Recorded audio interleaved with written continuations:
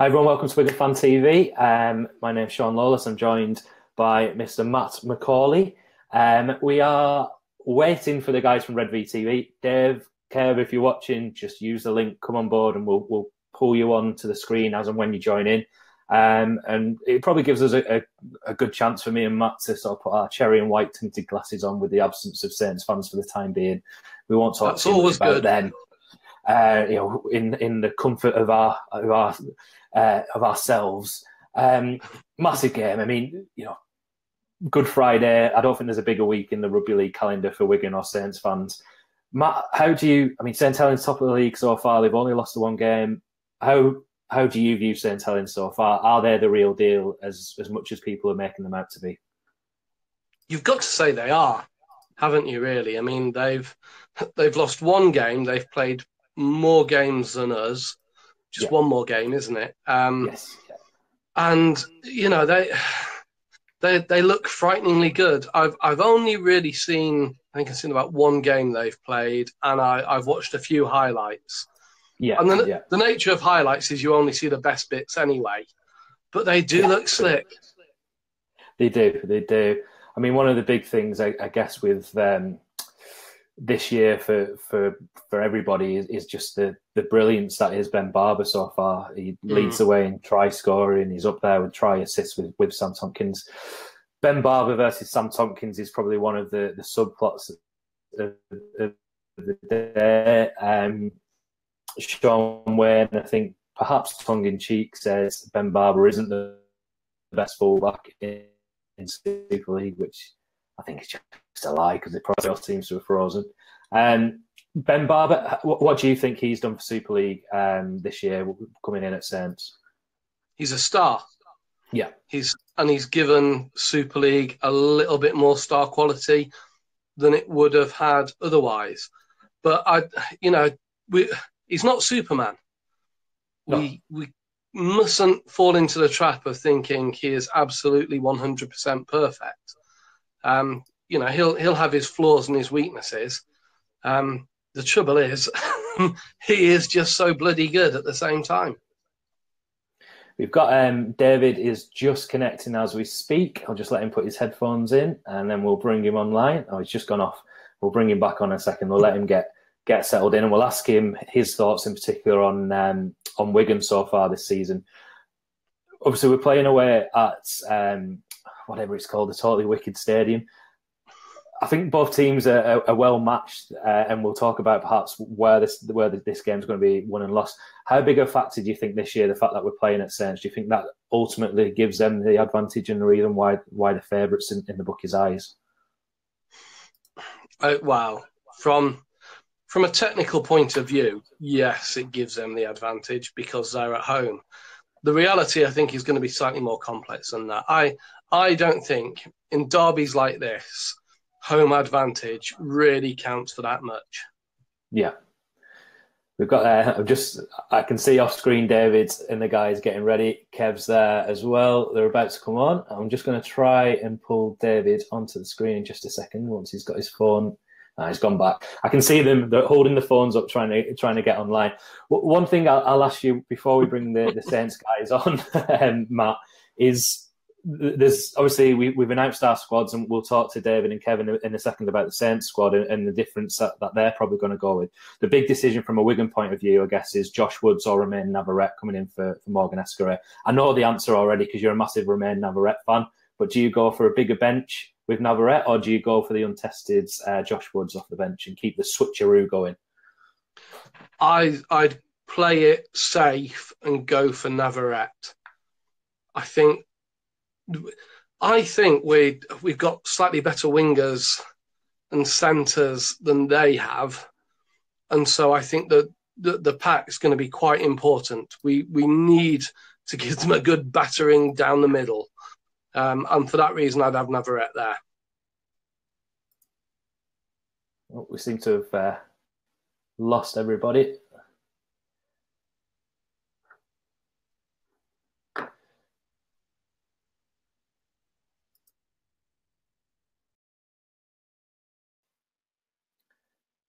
Nope.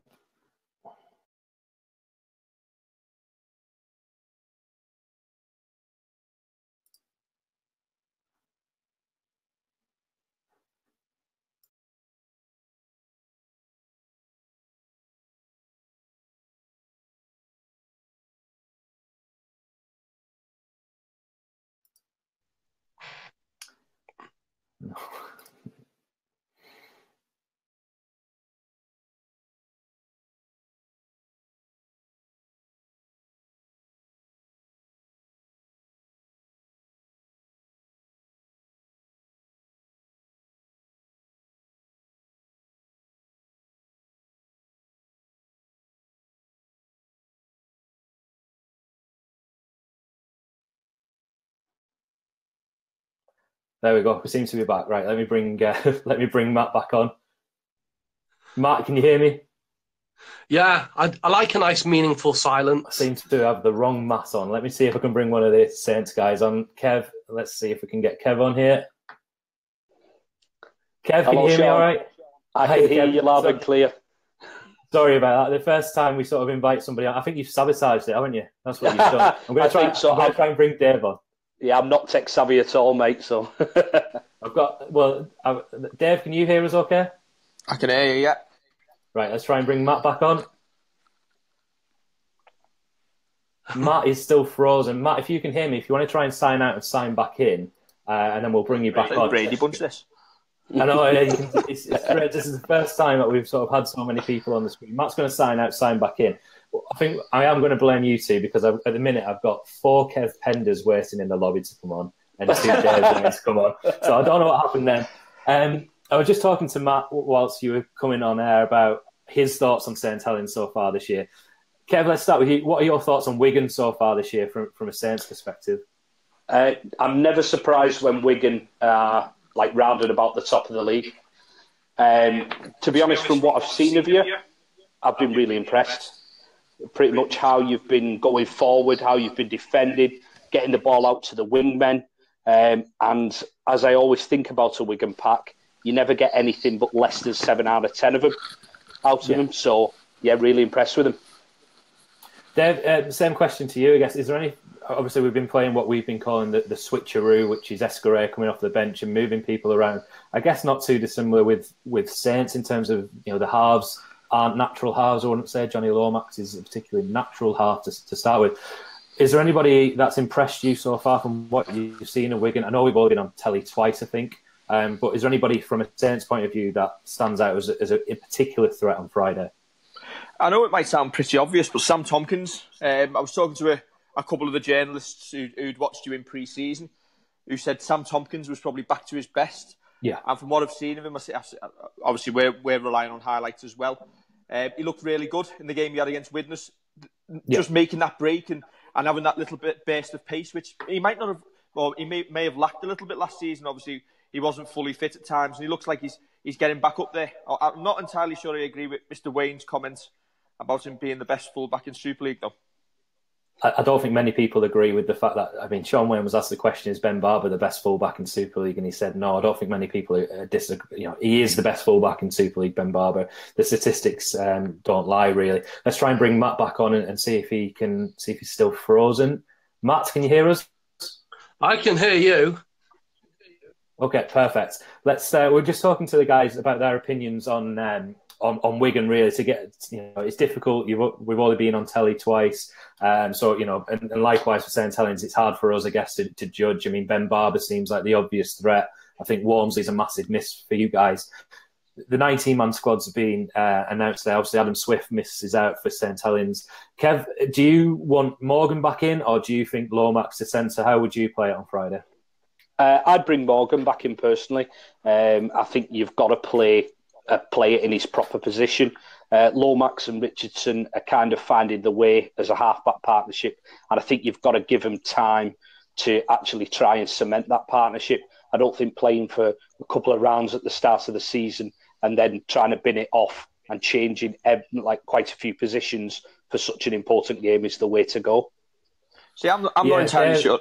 I'm not entirely sure I agree with that, because for me, if we're saying Johnny Lomax isn't a standoff and he's being played out of position, if you put Lomax at centre, then you're putting Phil Farge back in at 6, which is probably one of his most natural positions. So with Ryan Morgan probably not being match fit, I thought Lomax went really well at Hull KR on Friday night, and that's what I'd probably try and stick with that, because we've done it for 70 odd minutes last Friday. It worked well, and the continuity would stay in place that way.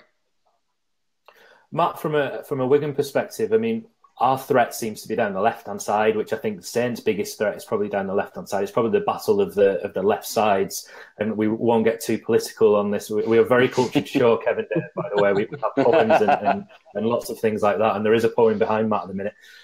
From a Wigan point of view, Matt, when you look at this Saints team, and I mean this with the utmost respect, apart from Ben Barber, there doesn't seem to be too many world-class players, as there isn't in the Wigan squad, I guess.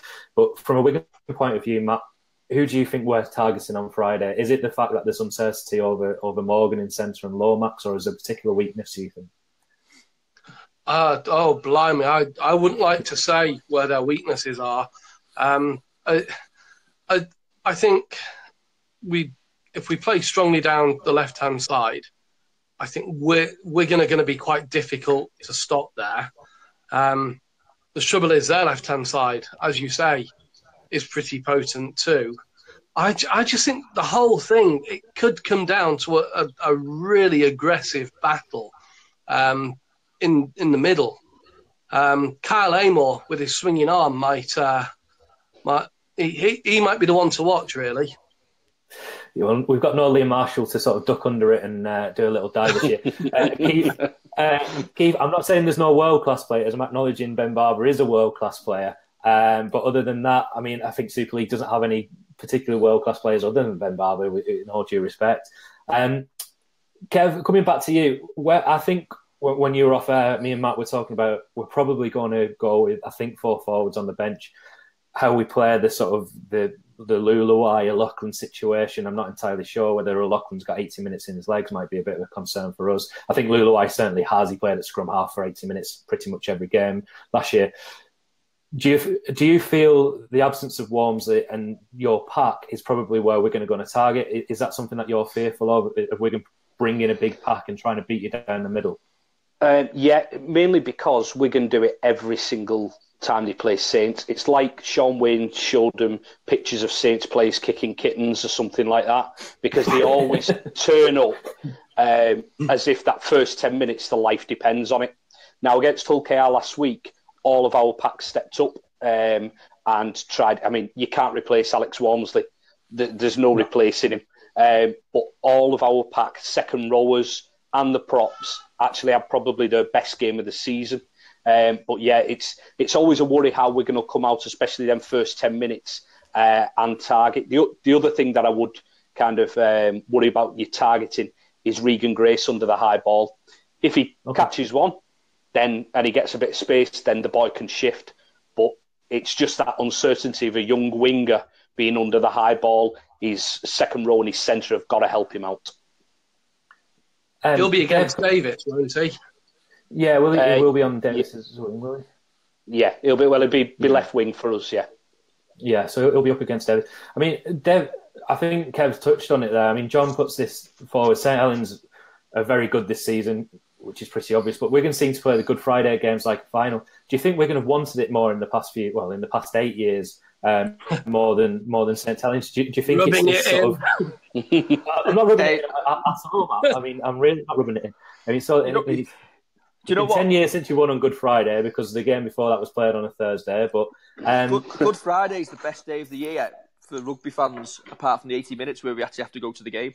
We really enjoy it beforehand. We go back to the pub afterwards with our Wigan friends, enjoy a few pints, and we just try not to talk about rugby after the game, win or lose. I think I've read a couple of stats this week. I think Bilko of Wigan RL fans, he was saying basically this is the second longest run you've ever had of winning on Good Friday. I think it's 8 in a row now. I think the record's 15 before the First World War.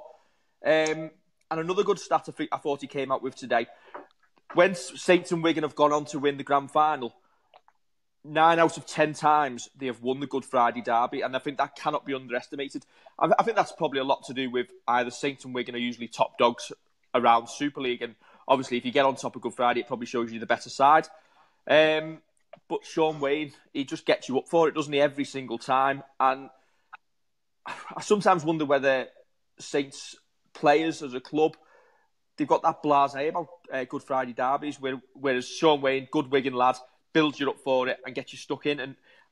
And you sometimes think it's a mental thing for Saints now. Too many times Wigan have come to us, or we've gone to Wigan, and on Good Friday, Wigan get that first try, and then they get the second, and then all of a sudden you get a roll on, and we just seemingly collapse. And it's inexplicable, because after the Good Friday derby, the derby played after that, Saints have won 7 of the last 8, which it's got to be a mental issue. Yeah, so we're doing you a favour by winning, really. Yeah, we're motivating you for the rest of the season. To be fair, the last time we won a grand final, you beat us on Good Friday. That was the the one time that went against the rules. So we'll let you have that one. Yeah, we all remember that one, and so does Ben Flower, unfortunately. We'll get some of the questions from the comments. If anyone's got any questions for any of the guys, throw them into the comments. We'll get some. We're obviously going live to a lot of St Helens fans, so we're getting a lot of interesting comments from Saints fans. And the Wigan fans are giving it back. Stuart says 8 in a row. Yes, sweet. Yeah, it's 8 in a row, but let's hope we can make it 9. I'm not confident myself. Matt, let's come to you in regards to. I want to talk about Matty Smith because I'm a massive Matty Smith fan. He can't get in the St Helens team. He's in the 19 squad. I don't think any of us probably expect him to feature. Probably he'll feature on Good Friday for Saints. Do you feel sorry for Matty Smith, Matt? No. He's well paid, isn't he? Honestly, why the hell would I feel sorry for him? Honestly, he just seems like such a nice bloke, and he's such a good. I really like him, but I think obviously the Saints are playing well enough to not get him in the side. Kev, do you think Matty Smith's got a future at St Helens, or is this very much playing for another club? The minute I say no, Murphy's Law will kick in and we'll need a halfback. It's absolutely nailed on. I wouldn't be adverse once Easter's over and we've counted bodies after Easter Monday to see if there was a short-term loan deal just to get him some games. We've seen over the past couple of years, and not going to even try and make an excuse of it, it's recruitment more than anything, that we've had injuries in the halfback position.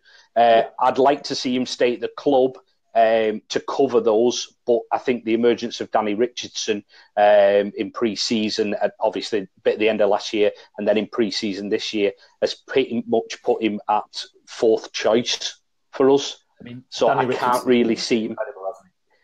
He has, yeah. I mean, he's still got a lot to learn. You'll see when he receives the ball on the fifth tackle, he's usually up in the line. He's not dropped back. So a couple of times he has to get himself out of trouble a little bit, and it's quite exciting to see. Well, your heart starts going anyway. Yeah. But yeah, he's got a big future in the game. Definitely got a big future in the game. Do you know? I think I've got an answer for you here. What you do? You're worried about where Matty Smith might play. Just chuck about 4 halfbacks into your team, rotate them through the game, call it something like the switcheroo. That seems to work. Yeah, I think we've got that a little bit. We've got Barber, Lomax, Richardson, and Theo Farge coming off the bench. So, and at times, I think that probably cost us a little bit, maybe against Leeds in the game we lost.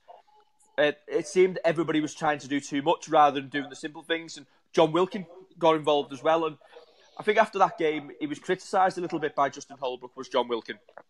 And we saw it on Friday night at Hull KR when he was playing as a straight second rower, just running the ball in hard, that he had a much better game for it. You don't want... I mean, John Wilkin does seem to overcomplicate or complicate things by just getting in the way half the time, I think, from a Wigan point of view. And if he does what he's good at, which is what he did on Friday night, just running hard and straight with that little bit of pace that he's still got, he's a great player. He's just not a halfback, I'm afraid. Matt, there's a question here from David, who's a St Helens fan. What do Wiganers think of Justin Holbrook? What's your take on Justin Holbrook, Matt? I absolutely hate it when Saints get a coach I find really likeable. And they've gone and done it, haven't they? They've done it. I mean, we're still waiting for that with Wigan. I think a lot of Wigan fans would agree with you with that as well, to be honest with you.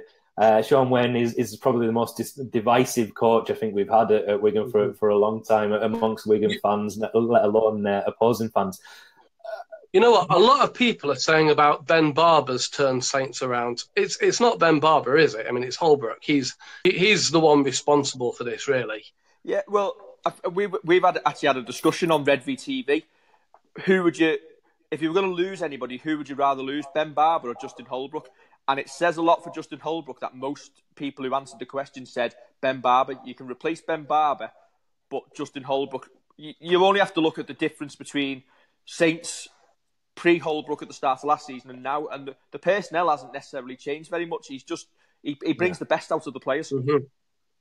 Yeah, I think that's a fair comment. I think if you apply that to any other team, that's probably not going to be, if I put that to Matt, would you rather lose Sam Tompkins or Sean Wayne? I'd be interested to see what your answer is on that. They're married, aren't they? You can't have one without the other. I think he's married to a lot of Wigan players, according to some fans. Stuart says, leave Wilkin alone. He's been our best player for ages. You can guess who Stuart supports there with his thing. Let's get on to how we think this game's going to go. How's it going to be won and lost? Kev, obviously, I assume as far as you're concerned, it's a Saints win, but where do Saints win the game on Friday? Well, I think it's going to be a great battle up front, as you've been saying, through the middle. If we can match your pack, especially in the first 10, 15, 20 minutes, it's the Roby and Barber show, and I do think it will be a Saints narrow win. I'm not confident saying that. That's why I'd only go say 4 points in it. But yeah, I think it'll be probably something to do with our back three winning it, and probably the name Ben Barber said over and over again. Because he gets sent off. Ben, yeah, for celebrating his winning try too much. Yeah. Ben reminds me when I was talking about no world-class players there that James Roby is in the St Helens squad. So yeah, thanks Ben. I did forget about James Roby, and I don't think I'll forget about him on Friday either. Ben Barber I do agree with you, Kevin, and I think that is probably where this game's going to go. It's either going to be, it seems to be built up. From a Wigan point of view, it's going to be the Sam Tompkins show. From the St Helens point of view, it's going to be the Ben Barber show. Now, obviously, there's 12 other players on the pitch at a time for each side that are going to have a big say in that game, and I think that's possibly a little bit unfair to say that it's going to be Barber versus Tompkins, but they're certainly going to have a big say in where this game is won and lost. Matt, we'll get a Wigan perspective from you.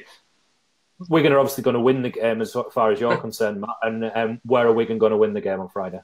I think historical advantage, and I'll tell you what I mean. I've done a bit of research and I found a bit out about St Helens. Going back years, says it. The Merseyside town of St Helens is named after St Helen or St Ellen. She was the daughter of the leader of a fierce tribe from the north of Wales, and she would provide comfort and succour for her father's troops on the eve of great battles. The townsfolk opted to take the name St Helens because they knew that, just like her, they would be getting regularly stuffed by rampant warriors. And I think that tells you exactly how it's going to go. Matt, as always. How do we follow on from that? Do you know what? I know we've talked about Ben Barber, but I tell you now, if Ben Barber has a 10 out of 10 performance, it doesn't matter if the rest of our squad doesn't perform. I think too often in recent years, we've always had one or two players who might play well, but the rest let us down. Saints this season have probably built on, the little bit of Ben Barber brilliance, but with a lot of our performance have been given 7 and 8 out of 10s each week. And we're going to need that on Friday. It's because obviously we're missing Alex Walmsley. Obviously, Wigan's pack will try and get on top. It's going to take, obviously, Luke Thompson, Kyle Amor, Luke Douglas to have decent games, and obviously our second row as well, and build upon that. And you spoke earlier about world-class players. Now, Ben Barber, is world-class. James Roby, maybe just falling out of that bracket now, obviously, because he's getting on a little bit. Mark Percival has the potential to get there eventually. And that's the thing, you don't need to be world-class now in Super League. You just need to have players who are good and very good and put it in each week. And you saw that's what Leeds did against us last week when we got beat. They didn't have a standout player. They just had a lot of good 7 and 8 out of 10 performances. I think Wigan are a very good team at getting 7 out of 10 performances on a regular basis across that board. On Friday. On Good Friday, definitely. This is interesting. I'm going to get score predictions from the three of you before we go off. But I'm going to throw this out there. This isn't something that I've planned to ask you, but Michael Everton asked the question, Percival or Gildart, who would you rather have? Now, I'm not going to ask you that question, Kev. I'm going to ask you, would you have Gildart and Percival if you get rid of Morgan next year? Now, there is a rumour going around. Gildart is out of contract at the end of the year. There's a strong rumour that St Helens is sniffing around him as well as NRL clubs. I assume you would take Gildart without any hesitation next year, would you? In a heartbeat. I just can't understand why Wigan are dallying around this. We've got Bateman, who can go to an NRL club. We've got Sutton out of contract. Reportedly got Sam Tompkins out of contract at the end of the year and Gildart out of contract. It just seems, anyway. Dave, Gildart and Percival, that would be one hell of a team, wouldn't it? Well, it'd be an absolute no-brainer, and obviously Saints are playing Ryan Morgan an overseas wage, which you'd imagine the way Ryan Morgan is out of the side at the moment, that he's not going to be retained next season. But never say never, because we all thought that about Dominic Peyrou at one time, and he's coming back into the side and he's playing really well.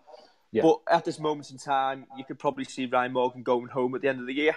If Gildart is available, then it'd be an absolute steal. It's not even a question that needs asking. All Saints fans would welcome into the side. Just we got Lee Gilmore a few years back. Well, obviously going back off here, and he was an absolute stalwart of our side, and we probably let him go too soon. So, yeah, no brainer. We'd have him.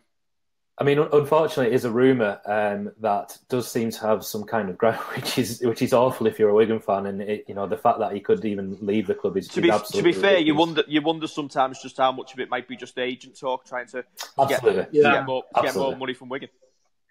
Matt, a question from you from Aidan. What kind of drugs is Matt on? I'd like to try some. Do you want to tell anybody, or do you want to keep that secret? I don't know. I get them from Ben Barber. It's. I set you up for that, didn't I? Right, let's go for score predictions before we leave everybody in peace. Matt, let's get the Wigan thoughts from you. Score predictions for Good Friday. Wigan 27, St Helens 18. For regular viewers of Wigan Fan TV know who Matt is going to predict for first try scorer, but put us out of our misery, Matt. I think it's going to be Navarrete. Navarrete, there we go. Just so you two guys know, Navarrete has been the first try scorer according to Matt for the past 6 weeks, even though he's only played one game. Has he? He's only played one game. Has he? I'll leave my money in my pocket. You just watch. Go for you, Dave. How do you think it's going to go? Don't put me on the spot when I don't think we're going to win.